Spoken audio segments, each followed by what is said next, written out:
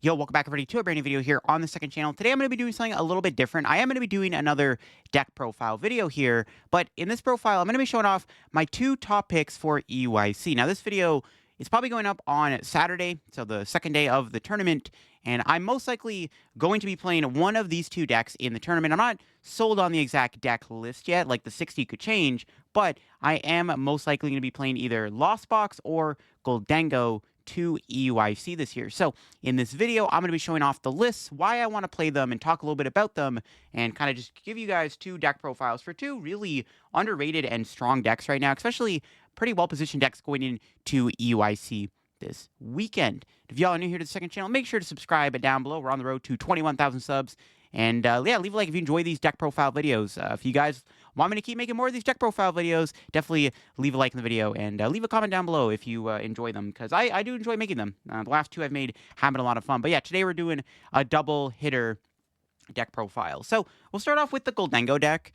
Yeah, so we'll start off with Gholdengo. So Gholdengo, in my opinion, is a good play for EUIC because some of the top decks, Dragapult, Archaludon, Miraidon, even Gardevoir, they all have shaky matchups against Gholdengo. Gholdengo is a very strong archetype right now in our current format. It's also a deck that I'm very comfortable with, which is why I do want to play to this tournament, just because I am so comfortable with the deck. And this is the list that I'm working on right now. Again, these 60s are not finalized for the tournament. Like, if I play Gholdengo, this deck might look a little bit different. Maybe we'll see that in the tourney report video. Hopefully, fingers crossed, on Monday or Sunday night when I get back. So the list has 4 Gholdengo. We got the 4 gimmies. I do actually, I like playing this guy right now against Budu. Continuous coin toss. Flip a coin, take a tails, 20 for each heads.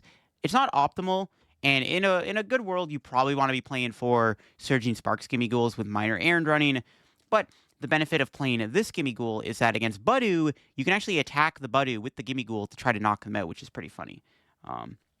And then, yeah, we got the 4 Gholdengo with the coin bonus ability, and then you got Make It Rain. You just discard a ton of energy from your hand and take big knockouts. Again, against a deck like Dragapult, they do really struggle against the Gholdengo, which is what is really nice about it. And then we got the 4 gimmies. We got to max out. However, to accompany our Gholdengo, I'm not playing Togekiss. I'm actually going to be playing Palkia V-Star. Now, Palkia V-Star is a very good card with the attack Subspace Swell, does 60 plus 20 more damage for each bench Pokemon. Then you have Star Portal alongside Radiant Greninja. Now, Greninja is a very important card in Gholdengo already because you want to use its ability, Conceal Cards, to draw more cards and see more of your deck, find your pieces to take those big knockouts with Make It Rain. But in this deck specifically, the Greninja-Palkia combo turns Greninja into an attacker with Moonlight Shuriken, where you can do 90 damage to 2 of your opponent's Pokemon. Now, right now, going into EUIC, I don't expect many decks to play Manaphy. There's probably like a 50-50 chance Gardevoir plays Manaphy. The highest placing build from Merida didn't run Manaphy, and I don't know if Guardy is going to be able to fit Manaphy in their deck right now. Dragapult also will not be playing Manaphy this weekend. My prediction is Dragapult will not be playing Manaphy. They'll be playing Klefki's instead in, I guess, that Manaphy placement to counter Miraidon.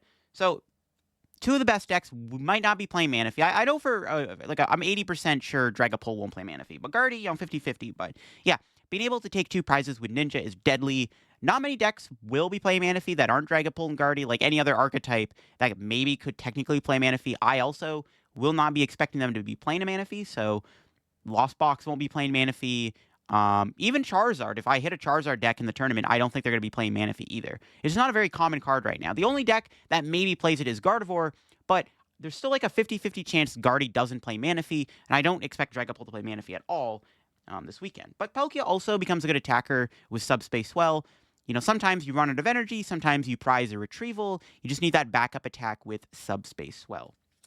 And to round out the list, we got good old Pheasantipity. I mean, you got to play this card in the deck. Flip the Script is too good. You get to see even more cards on top of Gholdengo and Greninja's ability. And then finally, there's Munkidori. Now, this is kind of the big tech card in the deck for this weekend. This is the one that I've been going back and forth on, whether I want to play it or not. But Munkidori is really good against Dragapult specifically because you need 1 less energy to knock out Dragapult with Phantom Dive. You use Adrenabrain. Now, usually you have to get energy on board a turn earlier, right? Because you do have to attach to Gholdengo and then attach to Monkey. But against Dragapult, they're usually not one-hit killing you. So you do have that turn to bench Munkidori, attach a Dark Energy. You get to heal your Pokemon, which is relevant. You can actually heal Gholdengo. Usually what Dragapult does against you is they'll go 200 to the active, 60 to a bench Gholdengo, and then they can set up a 4-prize turn with Counter Catcher or Boss. With Adrenabrain, you completely disrupt that play, and you also need 1 less energy to one-shot the Dragapult. The other benefit of Monkey Dory is against Budew. If they bench a Budew against you and they try to Itchy Pollen you out of being able to play your retrievals, you can Adrenabrain knock out the Budew. Also good against Gardevoir. This is a very sneaky card. Now, I'm not sold on it yet, and it definitely could get cut. I've been toying with it.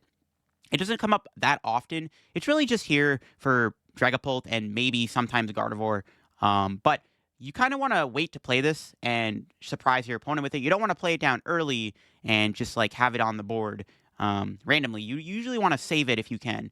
And it's good against Guardy, right? You can heal some of the damage off, and you can also potentially kill like Drifloons and Screamtails with the ability, which is why the monkey. And that's all the Pokemon. No Manaphy, not respecting Greninja this weekend. I don't really care.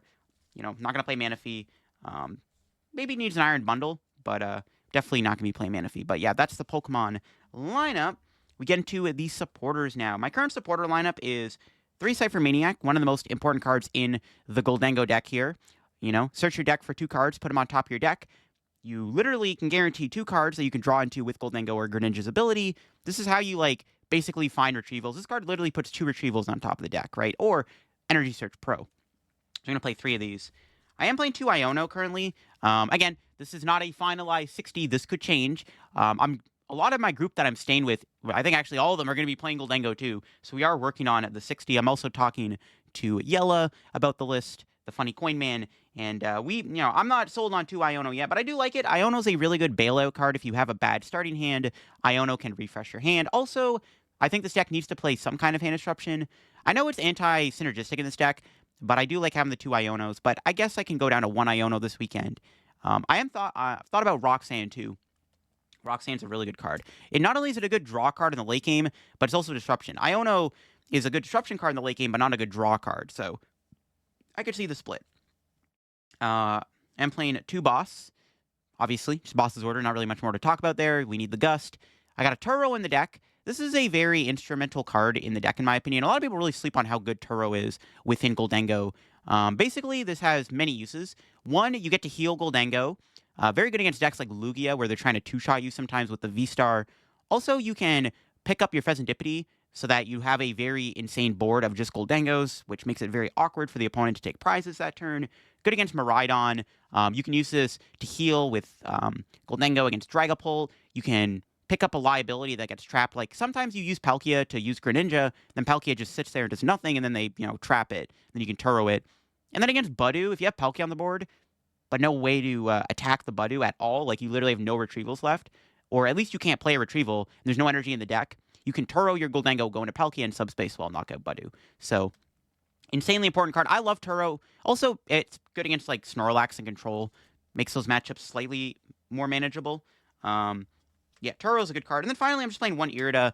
I think this deck probably needs 2 Irida, so I'm kind of going back and forth on 1 Iono, 2 Irida. I don't really like Irida that much. Like, she's fine. Don't get me wrong. Like, you get to use her a lot in the early game. So I think this deck maybe needs 2 copies of Irida. So I might be adding 2 Irida. But right now, I'm sitting on 1 Irida. Because I do value the presence of Iono a little bit more. But, yeah. Definitely probably needs 2 Irida. But right now, I'm working with 1. It hasn't really been that big of a deal. And the double Iono is very nice to have in certain situations, I find. So that's why I'm sitting on that. The searcher options. Well, 4 Poffin. 4 Nest Ball. Pretty standard stuff. This deck relies heavily on Poffin to get your gimmies out. Nest Ball finds you Palkia and Greninja. Essentially, you just want to max out the consistency of finding basics in this deck, and that gets you there. You want to get as many gimmies down as you can. You want to get Greninja down as fast as you can, and sometimes you want Palkia on the board also, so 4 Nest Ball just makes too much sense. I mean, yeah, you can't really play more than... 3 Nest Ball would just be less consistent. But we are really playing 2 Ultra Ball. Because you're drawing so many cards, and because we have stuff like Irida and Cypher Maniac, we actually don't really need to play that much Pokemon Search for the evolutions. It's just mostly the basics, so that's why I'm playing 2 Ultra Ball in the deck. And then a Heavy Ball. A lot of important one-ofs. Palkia, Fez, Monkey, Greninja. Gotta play the Heavy Ball. Going into the items now. I guess we can get out of the way some of the important ones, like, of course, the 4 copies of Superior Energy Retrieval. Very instrumental card. This is the most important card in the deck. You play it to put the energy back in your hand, to make it rain, and take big knockouts. Got 1 retrieval in here so far. This is actually getting cut in some lists I've seen, and it's definitely on the cutting board for sure. It can get you back 2 energy, though. It's just an extra way to get energy back. Kind of important if you prize a retrieval. Also, just good against Budu. You know, if you know you're going to get Budu'd, you don't want to waste a Superior. You can just play normal retrieval, which gets the job done, too. I like it. I like this, but this is definitely on the cutting board currently, for sure. But I do like playing it. Just the extra bit of energy recovery is nice to have. And then, I guess the other 2 to mention, obviously, we got the 2 Night Stretcher, sorry. 2 Night Stretcher, very instrumental card. You know, sometimes you discard Pokemon, but on the rare occasion, you might use it to get energy back for more damage for Make It Rain. Pretty good stuff. All right. Now we got the 1 of item cards to get out of the way. 1 Earthen Vessel. The ace spec of the deck is Energy Search Pro, so actually we just need to play 1 copy of Earthen Vessel within the deck. I think 2 is also good, because if you prize the E-Search Pro, it gets pretty tough to take knockouts unless you go off with Palkia. So sometimes it's hard to take Make It Rain KOs quickly enough when you only have 1 Vessel in the deck, no E-Search Pro. So I can definitely see you going up to 2 Vessels, but right now I just have 1. I got 1 Switch. Switch is broken, just... It's good. Good against Monkey Dory. Good against stuff that tries to trap you. Also, lets you do, like, double coin bonuses for 2 if you want to go down that route. A Counter Catcher. Extra Gust card. Because you one-prize board state your opponent so often, you can actually get Counter Catcher a lot of the time for that Gust. And then we got a Canceling Cologne in the deck. Yeah, I mean, if your opponent does play Manaphy, you can still use Cologne Boss's Order with Greninja to take a knockout. Because you draw so many cards, and because you can kind of Cypher Maniac into certain combos, you can actually, a lot of the time, still use this. Also, Gardevoir is starting to play Mimikyu again. Very good if you run into Gardevoir with Mimikyu. Also, good against Pikachu EX, which, you know, we'll talk about Pikachu very soon in this video, obviously, but happens to be good against Pikachu if you run into that. Another stadium count. Right now I got 1 jamming, 2 Pokestop. So, a lot of the lists I've been seeing have been on 1 stop, 1 jamming, or 1 stop, 1 vacuum. I really like 2 Pokestop. It's just such a good card, man. Like, Pokestop is so valuable. The amount of times I either start with, like, a dead hand, but a Pokestop bails me out, or the amount of times I put a stop in play to play around in Iono is very good. I mean, Pokestop is definitely one of the most important cards in the deck. I personally can't play with 1 Pokestop. I think the deck needs 2 at least. I can't play without 2 of them. But some of the lists and some of the people I've been talking to recently have been talking about going down to 1 Pokestop. But I think you gotta play 2, man. The card is just too good in the deck. And then a Jamming Tower. Now, Jamming Tower and Vacuum are both really good in the deck. Basically, this deck needs to play 1 copy of a tool removal card.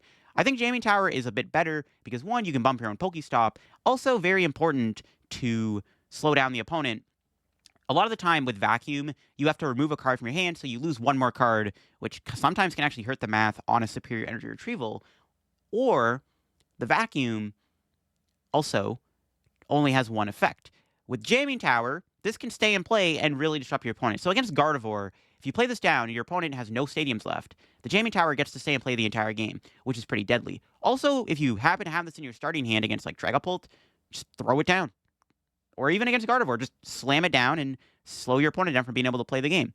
I think Jamming Tower is just a better card than Vacuum in this deck. If I was playing Vacuum, I would consider playing Bibarel because they synergize well together. But I think Jamming Tower is just the better card right now.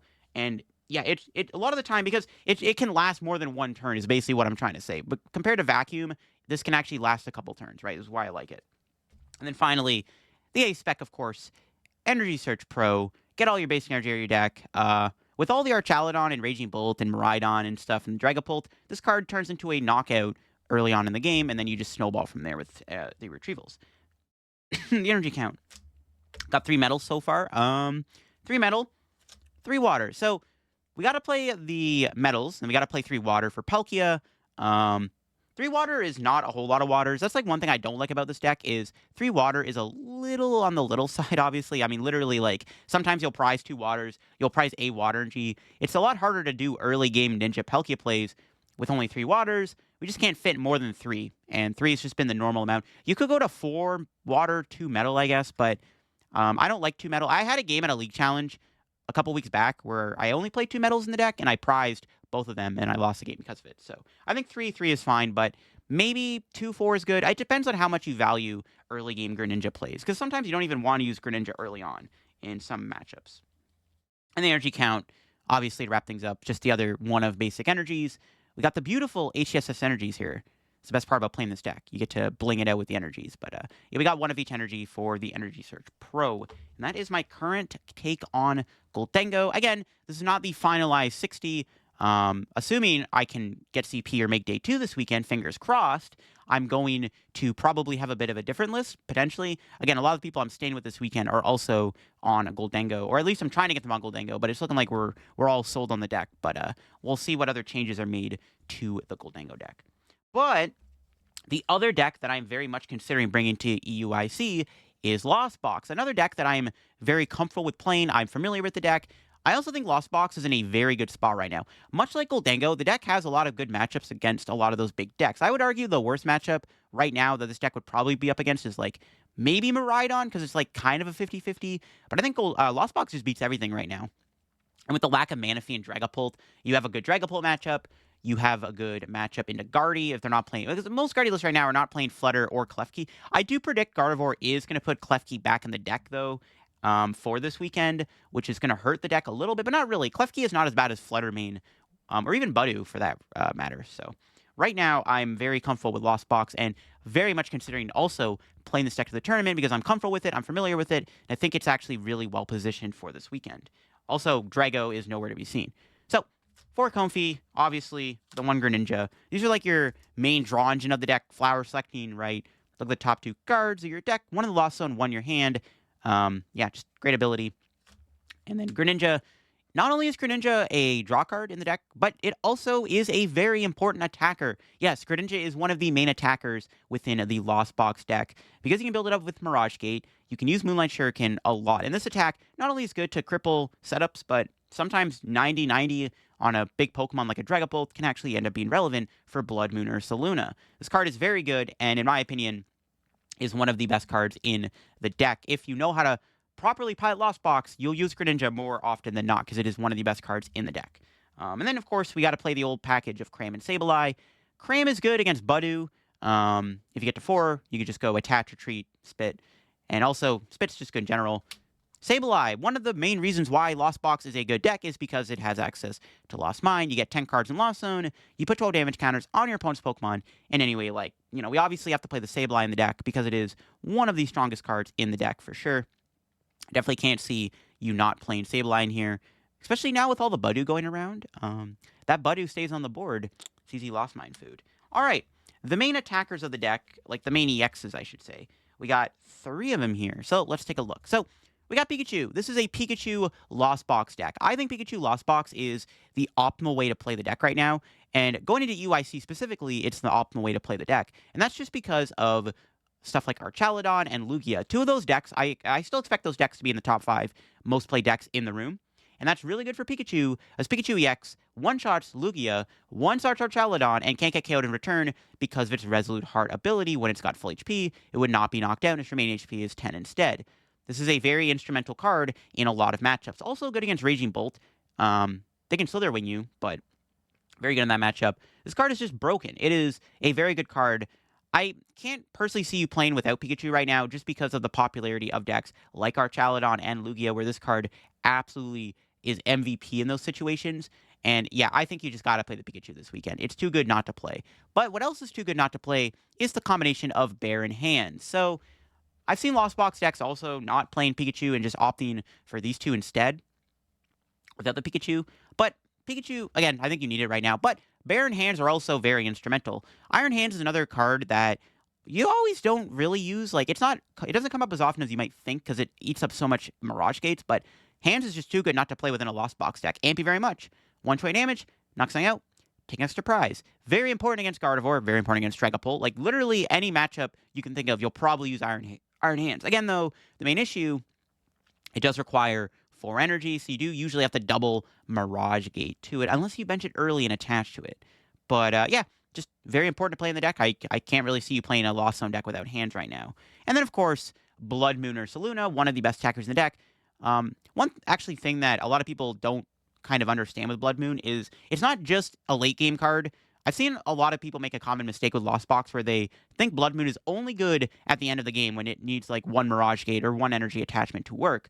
This card is also very good in the early game. Keep in mind, this thing has 260 HP. It's the same HP as a Gholdengo. There's actually a lot of situations where you can use Blood Moon, take knockouts with it, because you play 7 switching cards. It's really not that hard to move it out of the active and take 2 more knockout or 1 more knockout with it before it dies, making this card a very good early game attacker. Even if you have to commit like a double Mirage Gate to it, if it's worth it, do not be afraid to build up Blood Moon early on. A lot of people make the mistake of not doing that, in my opinion, and I think that's not a good idea. I think Blood Moon is a very good attacker, and depending on how the board state is, always consider attacking with this card, because sometimes it can tank a hit before it dies. You can usually take a couple knockouts with it before it falls, and then obviously you can easily just get it back in the late game. Sometimes you're really just playing a Blood Moon deck in a lot of matchups, like against Raging Bolt, it's a Blood Moon deck, against Miraidon, it's a Blood Moon deck. Just one of the most important cards in the deck, and a lot of people really sleep on how good Blood Moon really is in this deck. Because like I said, even if you have to waste double gate on it, do not be afraid to do that, because you're getting a lot of value out of your Blood Moon or Saluna.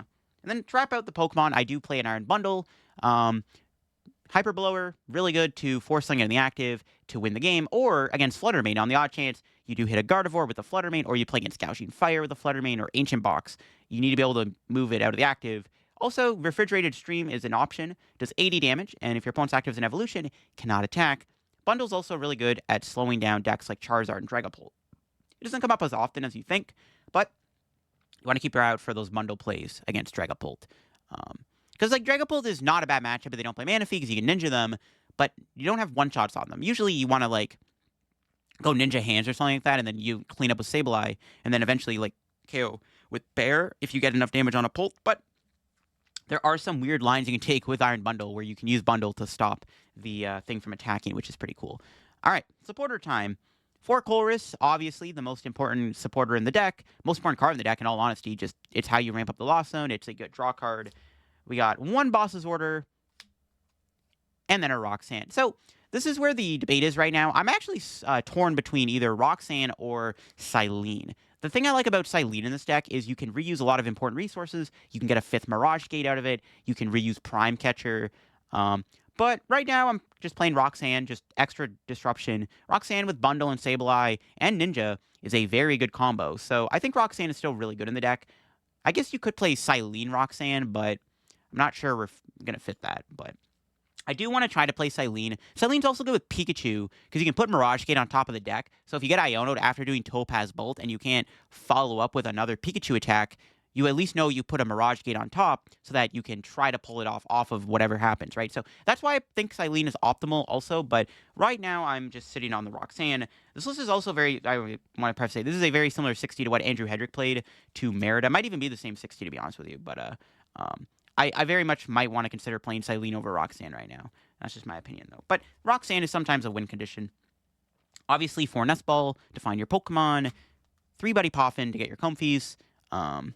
You can sometimes go up to 4. 4 is really good, because you can use 4 to maximize Comfy consistency. And once you usually use it once, you can just Flower Select, then Lost Zone the other Buddy Poffins. Pretty easy options. Heavy Ball. Again, a lot of important ones in the deck. Gotta play Heavy Ball. All right. Another important thing about Lost Box is the switching cards, which I play 7 of them. We have 4 switch, 3 switch. 4 switch card is better because against Dragapult you can heal against Phantom Dive, good against Monkey Dory. Optimal to play 4 of these. 3 switch. A lot of Lost Zone decks in the past obviously have played 4 switch card. You could if you want, but right now I'm just sitting on the 7 in the deck. Usually fine.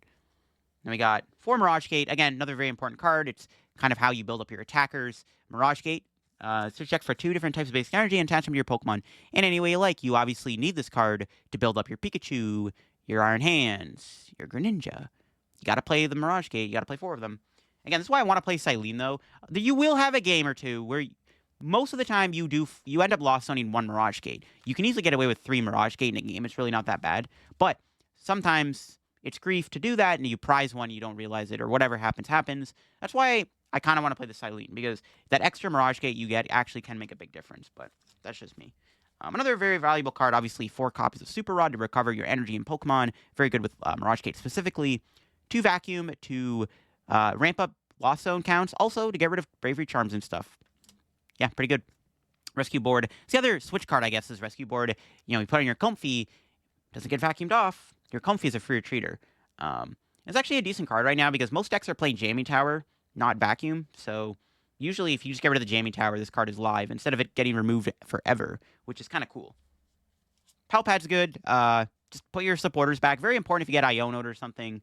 So you can be more Iono-proof. Sometimes you mill Choluses and stuff, which we'll talk about in just a sec. So you got to play the Pal Pad to make sure they're back in the deck. One Pokegear. I want to play 2 of these. It's just a good way to find Colress. It can sometimes literally turn into a 5th copy of Colress. At the end of the day, Lost Box works best when you're finding Colress's experiment, and this card helps you get there. There's one Night Stretcher.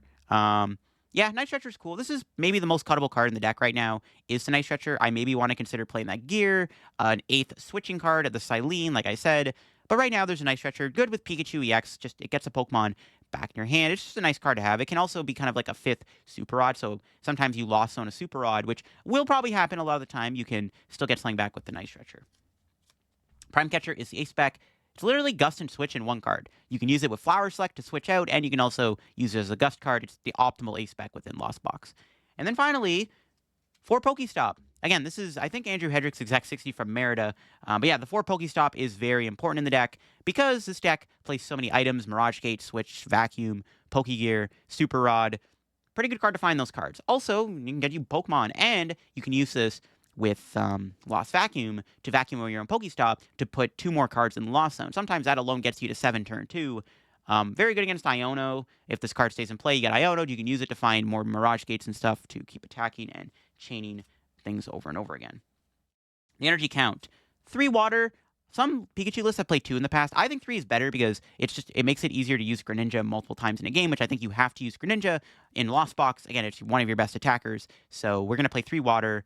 And then we got 2 grass for the Pikachu, 2 lightning, just the 1 metal, though. So this is kind of where the debate is like, okay, do you play 1 grass, 2 metal? It doesn't really matter what counts you play of the grass metal energy, but you want to play 2 lightning for sure, though, for Iron Hands. But you can kind of, if you want to play 2 metal or 2 grass, be my guest. Right now, I'm just playing the 1 metal. Doesn't really make a difference in my opinion. But yeah, that's the energy count. And then finally, 1 psychic energy for the Sableye. I want to play 2 because Sableye also is one of the most important cards, but you just can't fit 2 psychic, and reasonably speaking, you're only using it with Sableye anyways, and you actually do have some games where you don't even want to use Sableye or get to use Sableye. So 1 psychic is usually just fine. When you're playing Lost Box, you just gotta keep track of how many energy you have in the deck. Like whenever I prize check, I always just make sure to prize check my energy so I know how many is in the deck, so that if I have a painful Flower Select or Colress, I can at least know that I can get rid of 1 energy, but I still have 2 in the deck, or I know that I can't afford to lose 1 of my energies because the other one's prized. So that's why it's important to prize check your energy when playing Lost Box. But if you manage your resources, it's usually pretty good. And yeah, this is my current Lost Box list. Again, I think it's Andrew Hedrick 60 from Merida, so credit to him, obviously. But there are some changes I want to make. Like I said, I do want to try to fit a Silene in here over maybe Roxanne. Also, wouldn't mind that second Pokegear to be more consistent. There are other Pokemon you could play in here, too. If you want, you could maybe try to play Regigigas as another attacker. My issue with Gigas is it uses 2 Mirage Gate. And while it is good to have because you can one-shot Dragapult with it, you only use it once because it's really tough to build it up twice, unless you literally somehow save all 4 Mirage Gates and find them back-to-back. I don't think Gigas is worth it in here, but you could play it if you want. I think it's just better to have this lineup of Pokemon, but I can definitely see Gigas being good. Also considering playing a Spiritomb in the deck to help a little bit more against Snorlax and Control, and Lugia also comes up in Dragapult, though sometimes you don't want to bench it because it's an easy Phantom Dive target, right? But Spiritomb is another card I do want to play in this deck, too. Very, very good card in Lost Box. I probably want to also try to fit a Spiritomb in here if I can. But yeah, those are my 2 top picks right now for EUIC. Again, a lot of my people I'm staying with are on Gholdengo, but I, again, really do want to play Lost Box also.